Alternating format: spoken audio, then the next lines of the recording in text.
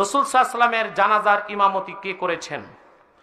আল্লাহ রসুলের জানাজার নামাজ ইমামতি করা কেউ করে নাই, কারণ আল্লাহ রসুল মুহাম্মদ সাল্লাল্লাহু আলাইহি ওয়াসাল্লাম হায়াতুন নবী। ভুল কথা, এটি মিথ্যা কথা। তিনি মৃত্যু স্বাদ গ্রহণ করেছেন ১৫০০ বছর আগে। হায়াতুন নবী হিসেবে মুহাম্মদ সাল্লাল্লাহু আলাইহি সাল্লাম জান্নাতুল ফেরদৌস রওজা মুবারকে বিশ্রাম গ্রহণ করেছেন। রাসূলুল্লাহ সাল্লাল্লাহু আলাইহি ওয়াসাল্লামের জানাজা কিভাবে হয়েছিল? রাসূলুল্লাহ সাল্লাল্লাহু আলাইহি ওয়াসাল্লাম জানাজার জন্য জামাত হয়নি, এক জামাত ঘরের মধ্যে হয়েছিল। আর ১০ জন করে প্রথম সিনিয়র সাহাবায়ে কেরামগণ পড়েছেন, আর তারপরে জুনিয়র সাহাবায়ে কেরাম মুহাজিরিন আনসার পড়েছেন, আর তারপরে নাবালকরা পড়েছেন, শিশুরা নাবালকরা, আর তারপরে মহিলারা পড়েছেন।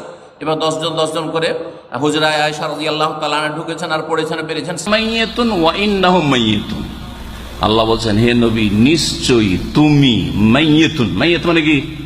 আপনার ক্ষেত্রে আমার ক্ষেত্রে বলা যায় অমুক ব্যক্তি মারা গেছেন, তেমনি রাসূলের ক্ষেত্রেও মারা গেছেন, কথা কোরআন হাদিসে উল্লেখ আছে। সুতরাং নবী মারা গেছেন, নবী বেঁচে নেই। নবীরা কবরে জীবিত না মৃত? সব নবীরাই কবরে জীবিত। আলাম্বিয়া আহইয়াউন ফি কুবুরিহিম ইউসাল্লুন, সমস্ত নবীরা কবরে জিন্দা। তবে এটা দুনিয়ার জিন্দেগি না, আখেরাতের জিন্দেগি, পরকালের জিন্দেগি, দুনিয়ার জীবন না, এটা পরকাল।